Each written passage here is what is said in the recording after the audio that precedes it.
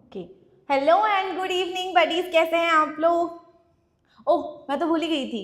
Today we have a session that too purely in English. So today we are taking students that okay, I guess I am fumbling a little bit.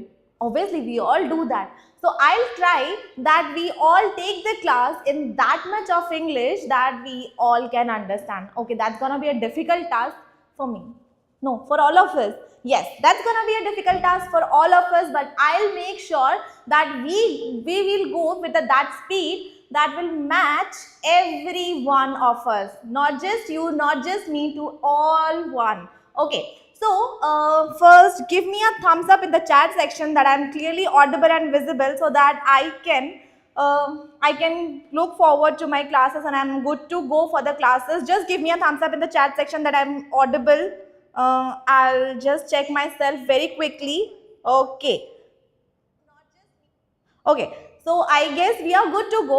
So, buddies, today our class is, I guess this is your first class for the 9th standard, which is of biology. Till now, you have already taken the classes for maths and chemistry. Today, you will have the first class of biology and physics.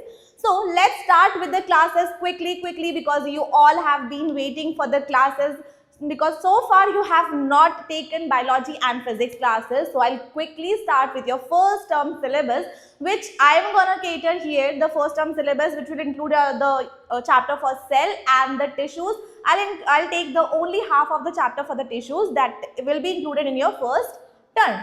Okay, so quickly starting with the chapter that is fundamental unit of life. Okay, first let me explain you a brief about the chapter. What does this chapter say? Because you should be aware about what we are going to study, how we will study, everything you should be aware about it. So if I talk about the fundamental unit of life, so I am talking about what is the basis of life, how life evolved, how everything generated. Was it like we were created as it is by the God? No, we were not created as it is. I was not created as it is. I have evolved from a single cell organism to a multicellular organism. What I am saying is, I was basically, not I was, but the elements, then we have the compounds, then we have a single cell, everything evolved slowly, gradually. Talking about elements, I am getting into chemistry, I guess. So, not getting much into the chemistry, I guess I need a little help from the best and OG chemistry teacher, that is our Priyanka ma'am. So she is sitting right next to us. I'll just quickly call her student that she can explain us what am I talking about, the inorganic and organic bases. So let us call our OG chemistry mentor, that is Priyanka ma'am. Ma'am, can we please have you in the class? Hello everyone, welcome to Aafeeyat Ma'am class and thank you for inviting me. I am always happy to help you ma'am. Just let me know that what problem you are facing in chemistry portion. I am here to deal with it. Ma'am, actually, I am not that good with the chemistry part, to be very honest, because since my childhood, I have never liked the chemistry part. I am Don't really worry, sorry. I'm here Don't to get help you offended out. for that. So, I need a little help. What is this inorganic and organic compounds? What I am talking about that has led to the formation of cell. I guess we have already done a shoot on this. I guess we have a Yes, YouTube that short. which one is a smaller atom or Yes, cell? yes. So, like we have discussed in our earlier class, that everything around us is matter, and matter is made out of tiny particle which is known as atom. Yes. Ma'am, when these atom combines, molecule will be formed. Now, molecule can be living and non-living. So, it could be non-organic compound and it could be organic compound. So, organic compound is basically the compound containing carbon and hydrogen, hydrocarbons, and the other element which is involved in the formation of other compound, which they are known as inorganic compounds. So if we talk about inorganic, then all the elements take part, but if we talk about organic compound only, so it majorly contains carbon and hydrogen. So these are the element which is involved in the different type of compounds which make living thing and non-living things. So for like cell, for the formation of cell, basically we will talk about the living things. Yes. So I guess organic compound is going to be in picture, and the compound which are found in organic compound are carbon, hydrogen, sometimes nitrogen, sulfur as well. Okay, thank you so much, Priyanka ma'am. You have been a savior to me and to all of us. It's pleasure to help you always. And Thank to you so my much, dear ma'am. students, I hope you all are clear. And now I will give this class to ma'am. You will continue with your Aafeeyat ma'am, and we'll see you in the next class. Bye bye everyone. Bye Thank you ma'am. so much, ma'am. Bye bye. Okay. So, taking forward Priyanka ma'am's word, what she has explained to us that in organic atoms, okay, the atoms are forming. Okay, we'll just increase a little bit of size. Okay, so what she has told us that atoms in the universe are coming together to form a compound. All the atoms, what she has mentioned is nitrogen, sulfur, carbon, hydrogen, because these are the main atoms in the picture. So what she has said to us is that these all atoms are basically coming together to form a compound, and that compound is not just a compound, that's an organic compound. And these organic compound, if I'm talking about, so these organic compounds include proteins, carbohydrates, fats. All these organic compounds are coming together to form a living cell. What I'm saying is all these compounds are coming together to form or to develop into a single structure, and that structure is cell. This is where we will start our biology, because till this formation of cell was Priyanka ma'am's part, and she has made you understand in a very well way. So even I won't be able to cater that good. So I need a little bit help. I am little here and there with the chemistry. So let's move forward with the biology section now. After the evolution, or I would say after the formation of cell, lot of modifications and lot of changes has been put into the picture. Like the cell was formed where all the organic compound was into a single structure, and all those single structure, like if I talk about the cell, all this single structured cell, when they formed a group all together, they formed a group together to have the formation or to have a start of tissue. And after the formation of tissue, when all like lot of tissues have formed a group, then they have formed organ, then from organ to organ system, and to organ, okay, from organ to organ system, and when all these organ system came together, they formed an organism. An organism can be anything. Organism can be anything. Either it could be plant, it could be animal, or it could be human. I am including all the organisms. So this universe has not created us as like this. We were created in the form of atoms first, and the chemical atoms, when they came together, they formed organic compounds, and the organic compounds, when they constituted into single body, they formed cell. And from here we have started our biology lessons. And from here we have started our biology lessons, because from the cell, everything is about biology. It's about life. It's about life, how life has evolved. Till here it was chemistry. Okay. But you should have a general idea how we have evolved and how we were formed from the start till here. Okay, taking everything forward, with the invention of microscopes and those things have led to the discovery of cell. Robert Hooke was the first scientist in the year 1665. He was the first one who have formed his own primitive type of microscope. So basically all this discovery was only because he have already formed, or he has already made his own primitive type of microscope. His primitive microscope. Okay, so he already had a primitive microscope. So when he was there is a story behind this. Like when he was walking in his garden, he saw a tree. Okay, he saw a tree where it was like the bark, the outside shell, it was already falling apart. Okay, so that bark of the tree which was falling apart, he saw that, let me just check this thing in the microscope which I have created, which I have formed.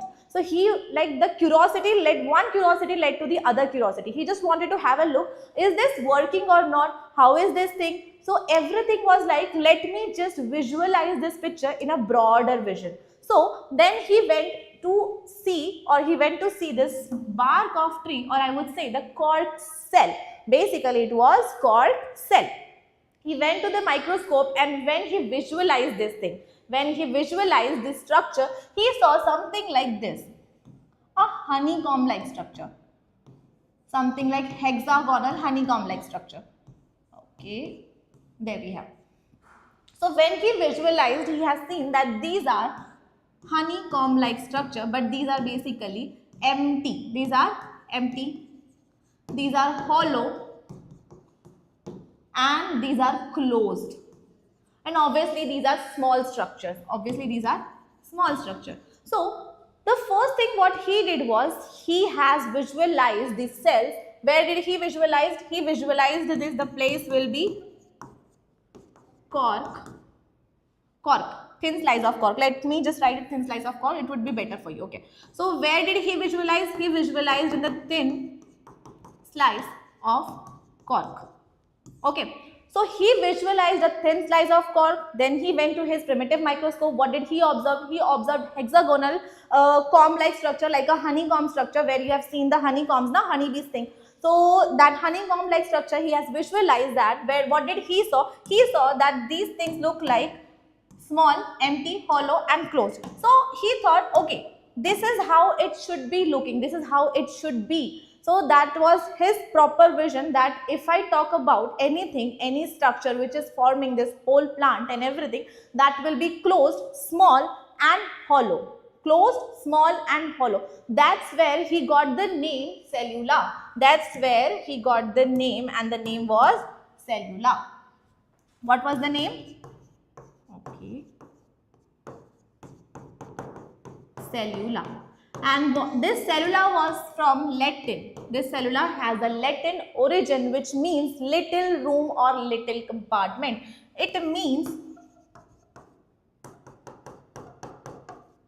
little room or compartment.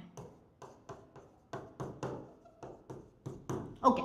After visualizing the, after giving the name, what did he do? He was like, yeah, okay, now I have made a conclusion that if a cell is forming any organism, it should be hollow, it should be small, it should be closed, and it should not be moving. That was his observation, that this whole thing was not moving, and that not moving led to it. If something is not moving, the movement was not observed. So he was like, if something is not moving, then let me consider that thing as dead. So what did he consider? That the cell are originally dead. They are not alive. They are not living structures. They are dead structures because they were not moving. So the first conclusion was the cells are dead. They are not living structures. Then this was our first theory, that cells are not living, cells are dead. But then what made us realize that cells are not dead, cells are living structure? That's why they are forming a living organism. What made us realize?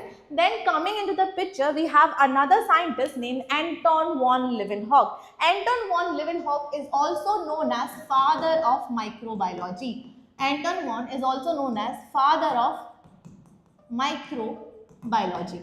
Why? Because he was the first person who discovered a living cell. He was the first person who introduced to us the phenomena that the cells, or to the theory that the cells are not dead, they are living structure, and it is the smallest living structure which is forming a whole organism. So Anton von Leeuwenhoek in the year 1674 gave us the conclusion that these cells are not dead, these cells are living. How did he make this conclusion? Obviously, the same way where Robert Hooke said that these cells are dead, where he declared the cells are dead on the basis of movement. So the same way Leeuwenhoek came into the idea that the cells are living only because they are moving. How?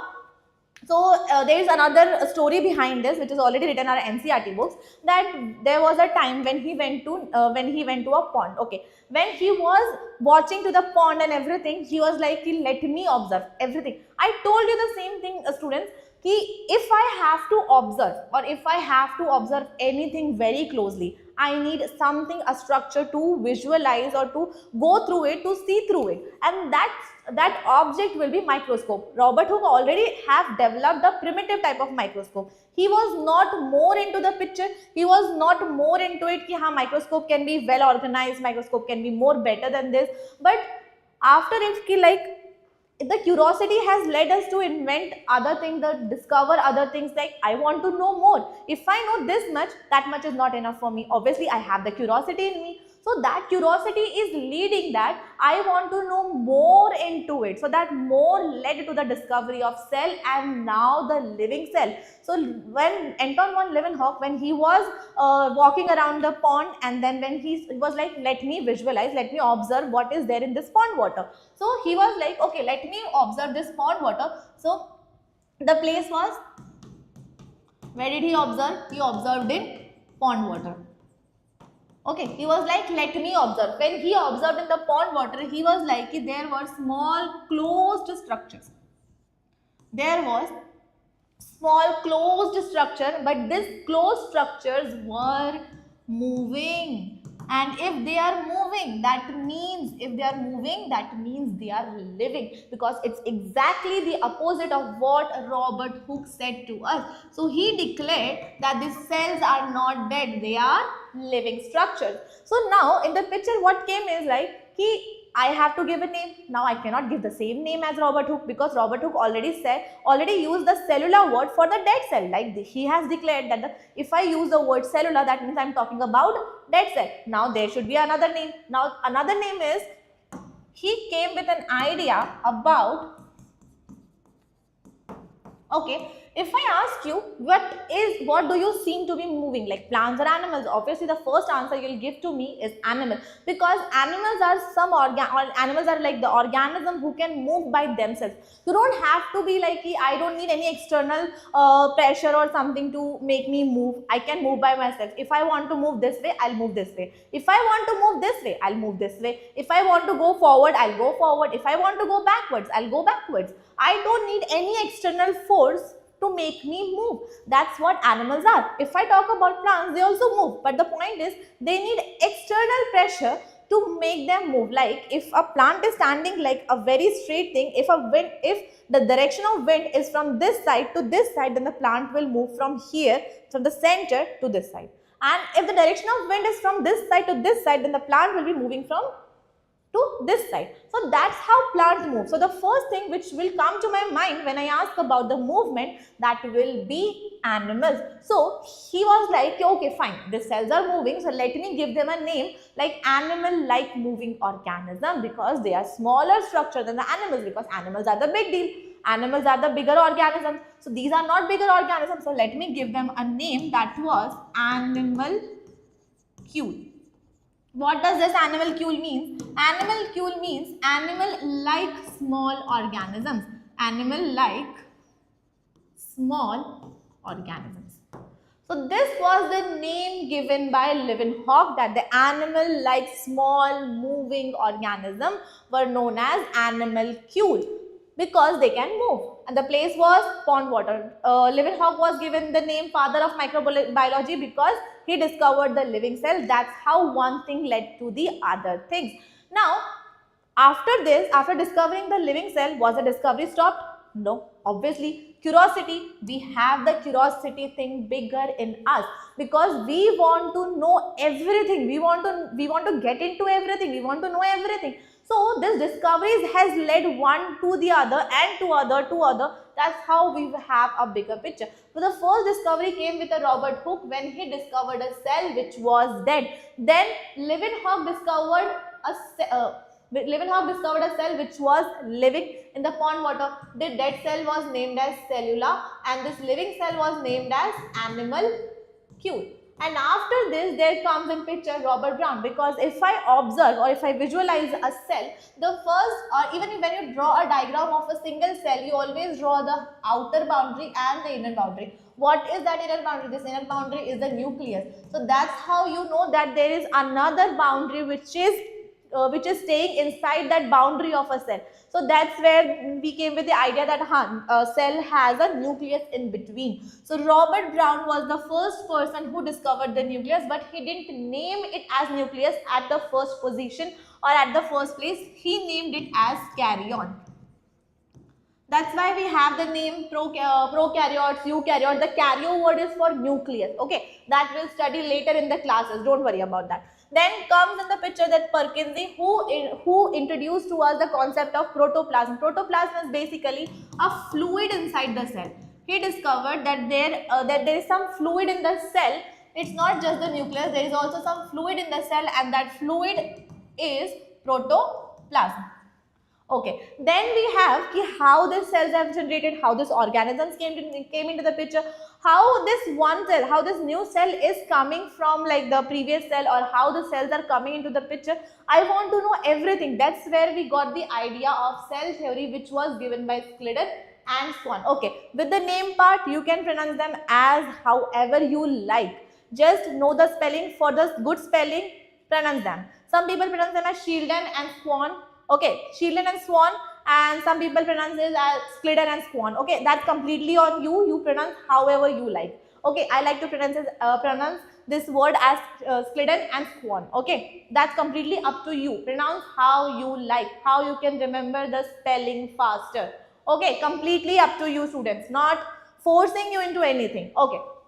Then came in the picture Rudolf Virchow. Rudolf Virchow was the person who modified or who expanded the cell theory to get us the clear picture and the better idea about this cell theory. Okay, so these are the scientists. Initially, they have worked over it. Now we will study more about the scientists and everything. First, we have to understand what a living organism is made up of. I have to know if I am talking about any plant, if I am talking about a plant, if I am talking about animal, if I am talking about plant, if I am talking about humans, I should be knowing how are these things made. I should be knowing now, because I am talking about all the living organisms around me. So all these living organisms are formed from a single cell. All these living organisms are formed from a single cell. So one single cell is forming all these organisms, because single cell is forming into group of tissues, and the tissues forming organ forming organ system, then organ system forming organism. So that's how all the organisms are coming. So how will I know? I have to see this organism. How will I know? I have to see the structure. How will I know the structure, shape, size, everything? How do I know? How am I getting into these organisms? How am I even rectifying? How am I even identifying what this organism is made from? Obviously, because this cell is a very small, tiny thing. How will I get to know? I cannot see it from my naked eyes. So how to know this? So with the discovery of microscopes in the industry, everything led. Like microscope have given me the option that I can visualize things in a clear and a better view. I can visualize into 10x, 20x, 30x. Even I have the option with the help of electron microscope, I can do it like up to 1500 times. Can you imagine? Like if I have this much of thing, I can simply zoom it into 1500x. Can you imagine that? No, I cannot do that. But that has given me more scope to find things and to have more discoveries and everything. That has awakened my curiosity more. So if I talk about the microscopes are basically a device which is used to, basically we are using in the schools also. So this is a device which is used to see things for a better picture and to multiplied vision. Multiplied vision, if I have anything, I want to see this thing into 10x or 20x zoom thing, then I can simply go to a microscope and check it there. Okay. So this the normal microscope which we have in the school is compound microscope. And talking about the other microscope, we have light microscope. We have light microscope. We have electron microscope. we have electron microscope. Light microscopes are nothing, they are simply like compound microscopes also, but they are using the lights, direct source of light. Okay, talking about electron microscope, students, they give us the way to have up to 1500 times vision. So they are providing me a space where I can simply visualize a structure into 1500 times. Can you imagine that? So they are the best microscope in the thing. Okay, electron microscope. Talking about the compound microscope, after the invention of microscope have led to the discovery of understanding more deeper in the microbiology. Like I can have a better picture about all the microorganisms into it. So after the discovery of microscopes only, everything I got to know. Okay, so let me just give you a quick idea about this, how this microscope is, because we have seen this microscope more often in our school days. So let me just give you a quick idea about this. So this is basically a picture of compound microscope. You have already seen in your school labs, but still I am revising it. We have here the eyepiece to visualize what I am going to see. We have handles to adjust, we have an arm to hold this microscope, then we have coarse adjustment, fine adjustment. Basically these are two kinds of adjustments which I am doing to visualize it very clearly and precisely, because I want to have a clear picture. I cannot have a blurry vision or anything. I want to have a clear and very good picture about it, so I want to adjust it properly. Even from my eye lens also I can adjust. Then we have the stage clip, so that the slide and anything which I am observing, it will be fixed into it. Then we have a proper mirror where the light will be reflecting. Obviously in the dark I cannot see anything. So if I want to visualize anything, I need the light. So for the reflection of light, there is a mirror given. So these are basically the important part of microscope, and then there is a body tube where the lenses are fit. Okay, so this is just a brief idea about how the microscope, there are two lenses, one is eyepiece and objective lens. Eyepiece where we are visualizing, objective lens what is visualizing the object. Okay, so we have two kinds of lens. Talking about more into it, like this microscope has given us the opportunity what I want to see and what I want to visualize, and I can do it more better with the enhancement or with the discovery of or with the inventions of more better microscopes. Now the next question I have for you all is, so how do we define a cell? Because I am talking everything about cell, I am talking everything about that tiny thing, okay, which is a cell. Now what is a cell? How do I define this cell? So if I talk about a cell, let me give you an idea that, or let me start with the idea ki you have a brick and you construct a house. Same is that you have a cell and you construct or you form an organism. Okay, so talking about, you have a brick. Okay, you have a brick. Now with this brick, what do you build? You build a house. Similarly, you have a cell, and what do you build? You build an organism. This is a similar thing which I am going to talk about. One is in the non-living form, other is the life form. Okay. So talking about the brick, you have always seen I cannot directly construct a house like this. I have to go brick by brick. Like I have to join one brick to the other, then to the other, then I have to form a wall, then I have to form a room, and then the house. Similarly, I cannot build an organism directly like this. I have to go from cell, then I have to combine all the cell to form a tissue. Then all the tissue will be forming organ. Then all the organ will be forming organ system. Then all the organ system will be forming one individual organism. That's how this both thing work. Now, what is the role of brick? Obviously, it's a very small unit. So let me write it down the points for you. Okay, so brick basically is a small unit. And to start work with, it's a basic unit. It's a basic unit. What it is doing? It is providing a structure to the house. Because I have to provide a structure, I have to make a structure also for the house now. So that what is doing that structure thing? Brick is doing that structure thing. So talking about the brick only, so that is basically providing a structure. So I can say it is a structural unit also. Okay. Then what is it doing? It is performing basically a function to be a part of it. I cannot say it for the non-living, but I can say it for the cell. That all the metabolic activities or all the bodily function which my body is doing is coming from a single cell. It is not like my body is doing it, then cell is performing the function. No, a single cell is performing the function. That's how it is multiplying into the times, and then my body is performing that similar function. That is the outcome of one individual cell's function. Similarly, here also, this is basically a functional unit. Functional unit. So all these things can form one definition of cell, that the cell is a basic structural, functional and the smallest unit of life. Because we should be aware about everything what a cell is performing for an organism and how it is. So this is like you have to break everything into parts, like a cell is doing everything for an organism. Like a cell is the basic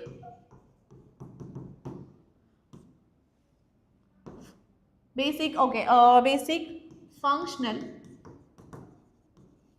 structural and the smallest unit of life. If I was talking about the brick and everything, I will be talking about unit of house. But now I am talking about an organism, I am talking about a life, then I am talking about cell. Okay, so cell is basically a basic structural, functional, fundamental and smallest unit of life. Why I am using the fundamental? Because this is a start of something. When you start anything, it forms a fundamental part of that thing. So all this thing will directly go and fall into the name of the chapter, that is the fundamental unit of life, which is cell. So either I'll say the fundamental unit of life or I'll say the cell. Everything is similar because cell is the fundamental unit of life. Everything is starting from one single cell. Okay, so now we have the definition. Now we know how cell was into the picture. Everything we know. Now moving forward, I want to know that is the cell is like only forming the organism. I cannot call any organism with that single cell. I cannot call that single cell an organism. No, it's not like that. I can divide this living organism into two parts, where I can divide them into unicellular organism and multicellular organisms. Unicellular organisms are those which are formed from only one single cell. Unicellular organisms are those, uni means basically single. Uni means is basically single. So these are single cell organisms. Single-celled organisms are known as unicellular organism. If I talk about the examples, we can see in the picture also. But we all have heard about amoeba. That is the best example to start with. Amoeba, then we have Chlamydomonas. Then we have Paramecium, Euglena, etc. So all these are single cell organisms, that these organisms are derived from only one cell. There is no tissue, no organ system. One single cell is constituting the whole of organism. Then we have other type of organism, that is multicellular organism. Multi means more than one. Multi means more than one cell organism. Then if I talk about examples here, we all know. First let's take humans, animals, plants, fungi, as we can see in the diagrams. So basically living organisms are divided into two forms. One is unicellular and the other is multicellular. Unicellular, one single cell forming the whole of organism. Multicellular, more than one cell constituting one organism. Okay, now how will I know how these cells are coming? How will I know how this evolution happened? How do I know all this information? Because there were scientists to help me out in this. What they have done is, I've already taught you in the first slide first of the slides where I have taught you the names of Skleden and Swan. Yes, I am talking about them only. The cell theory came in the picture when Skleden and Swan came with the idea that all the organisms, if I talk, okay, let me first write down their names. Cell theory was given by two scientists and Swan. Skleden in the year 1838 and Swan in the year 1839. Okay, this year has been mentioned in your NCERT books. Please go through it. Everything is mentioned in your NCERT. I am not going beyond your NCERT books. Okay, just for the few reference, I'll be helping you out, but we are coming restrictly from the NCERT itself. Okay, so this year have been given there. Okay, both are biologists. Obviously, they have studied biology. That's why they are biologists. Okay, this is sorry. This is just an extra information that one is the like one worked with plants and the other worked with animals. That's how we have it. We are talking about both plants and animals, both. Okay. What happened was, when they were working with plants and animals individually, one was working with plants and the other was working with animals. When they were working individually with plants and animals, what they thought was that all the animals and plants are formed from one single cell, and the cell, that single cell, is the basis of life. Okay, what they were like, all the plants and animals they were working with, if I talk about plants, then plant is also formed from one single cell, and if I talk about animals, they are also formed from one single cell. That's what they have concluded. So if I write this in the words, it's like all the plants and animals are formed from cell. Okay, all are formed from cell, and that cell is the basis of life, and the cell is the basic unit of life. The cell is basic unit of life, because one single cell is forming whole life, one single cell is forming the whole plant and the whole animal, the whole human being. That's why the cell is the basic unit of life. What they have concluded, all the plants, all the animals, no matter what the organism is, there will be starting point, and the starting point will be cell.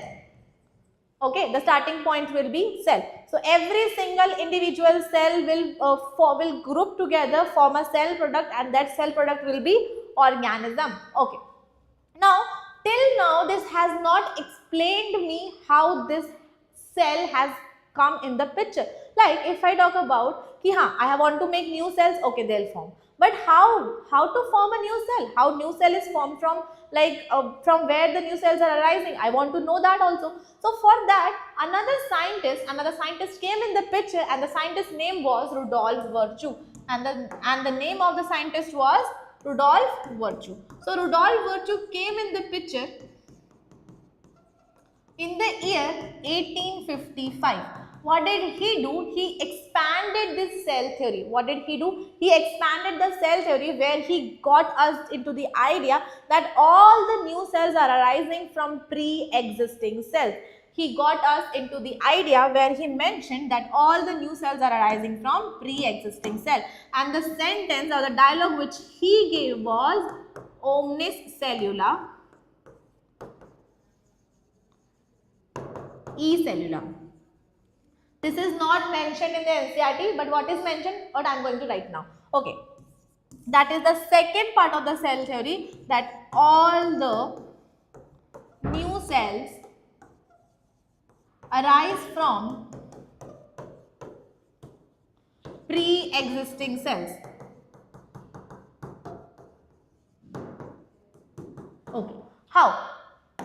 All these new cells are coming from pre-existing cells. If I say I have one old cell, or if I have one parent cell, this parent cell will go under the division and it will form two daughter cell which will be new individuals. So this is a new cell and this is also a new cell. So all the pre-existing cells will divide and form new daughter cells.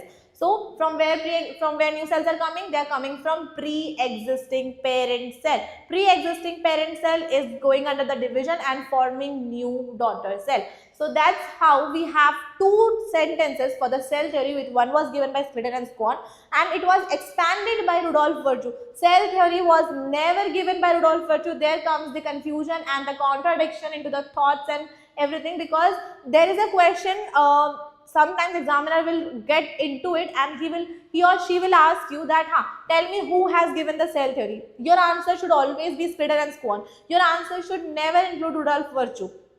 Okay, when it is given both A and B, then you can choose Splitter and Swan with Rudolf Virchow. You can do that.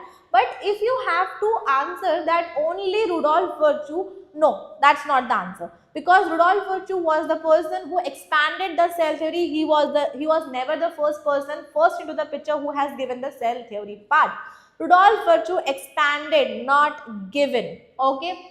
So cell theory was given by two scientists, that is Splitter and Swan, in the year 1838 and 39, which says all the plants and animals are formed from cell and the cell is the basic unit of life, which was expanded by Rudolf Virchow later in the year 1855, says all the new cells are arising from pre-existing cells. Understood? Clear? Never get into this. Rudolf Virchow never gave the idea of cell theory. He just expanded. Okay. Now next is the shape of cells. If I am talking about cell, I should be knowing that there are multiple shapes existing in the world. Okay. So talking about shape, students, the shape of the cell is always coming from the function it is performing.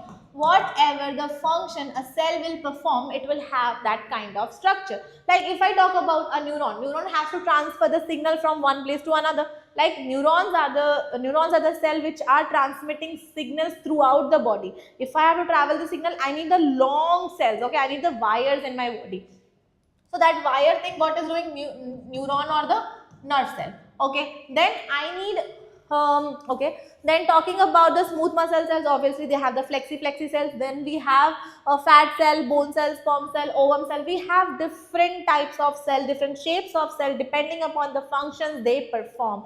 Shapes are always on the functions that they perform. If I talk about shapes also, this is some little information extra for you. Okay, if I talk about shapes of the cell, we have two types of cells. We have two shapes of the cell. One is the regular shape. One is the regular shape and the other is irregular shape. This regular shape has fixed boundaries. This regular shape has fixed boundary, but this irregular shape does not have fixed boundary. No fixed boundaries.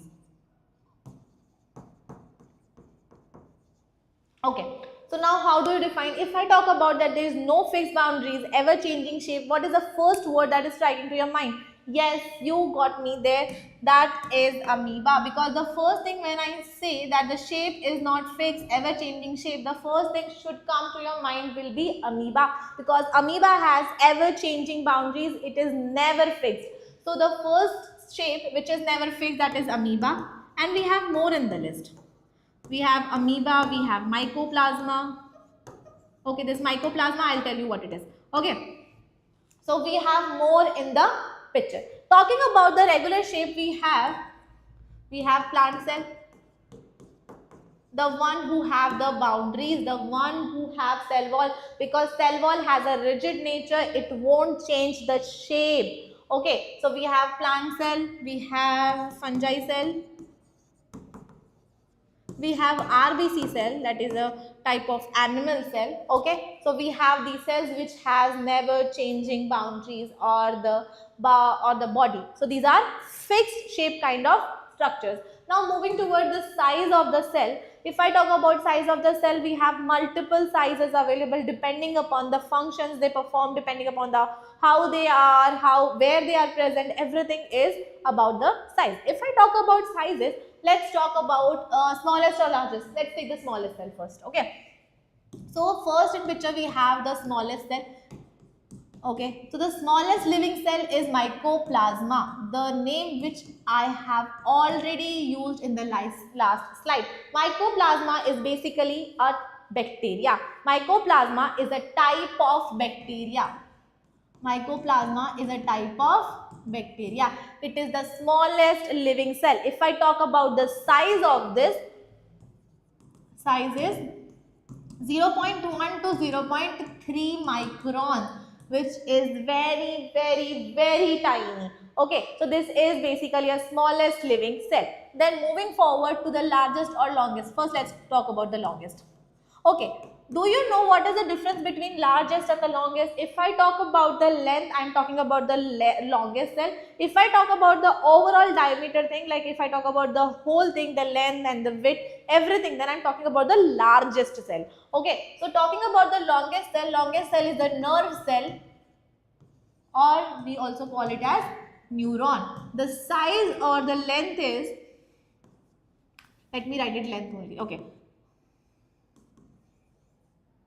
the length of this cell is approximately 97 centimeter, or it is also written as 1 meter. Neuron is basically this. I am talking about this cell.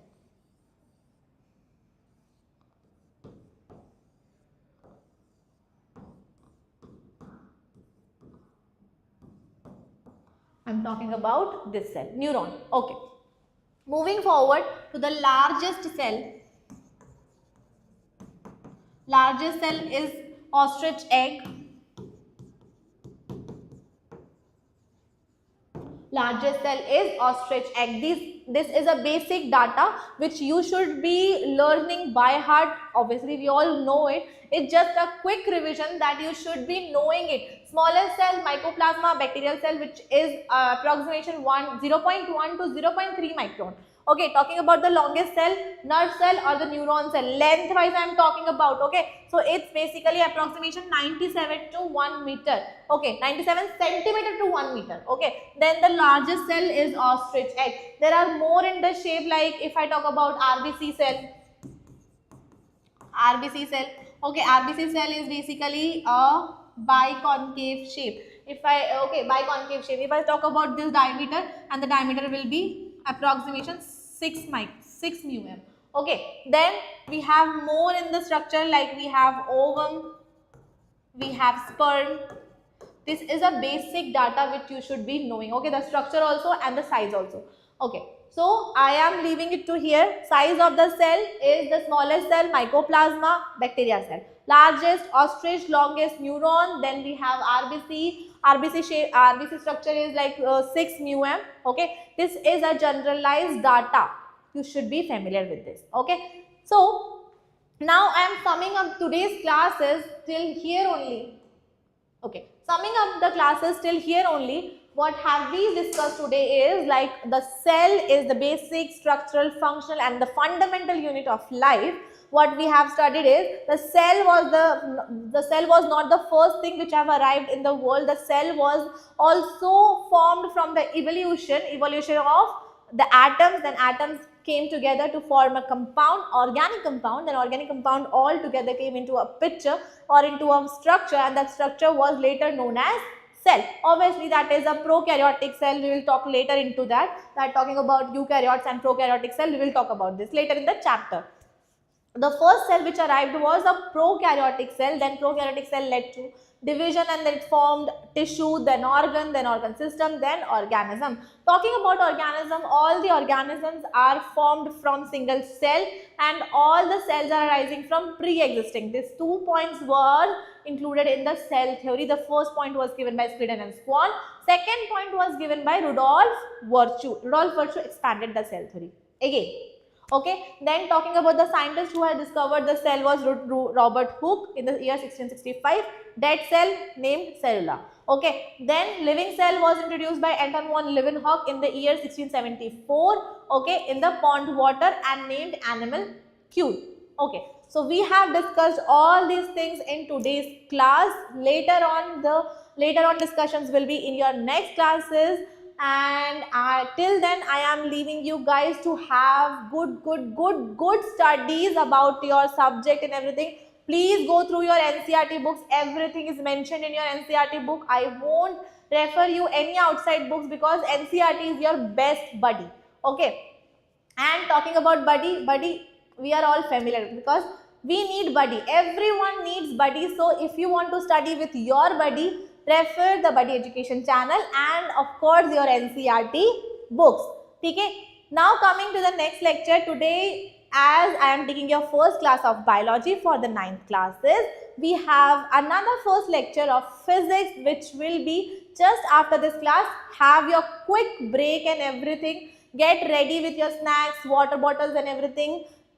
Hydrate yourself. That is most important because you want to study good. Okay, so hydrate yourself, get a quick snack and come to attend your next lecture which will be of physics. Okay, till then I am leaving you guys. Have a very good day. Don't forget to hydrate yourself and study with buddy. Okay, both the buddies I'm talking about. Have a good day, students. Bye bye.